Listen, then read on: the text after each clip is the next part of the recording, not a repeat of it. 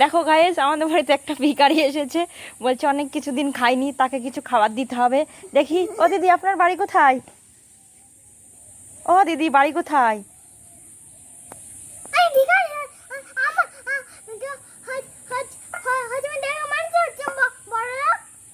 ও আপনি ভিখারি? তাহলে এত ভালো জামা পরেছেন কেন? এত সুন্দর জামা পরেছেন, কি করেন? ভিক্ষা করে টাকা নিয়ে কি করেন?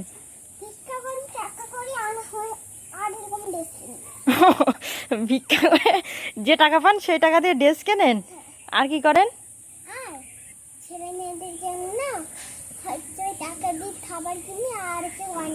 গয়না কেনেন এই ভিক্ষার টাকা দিয়ে?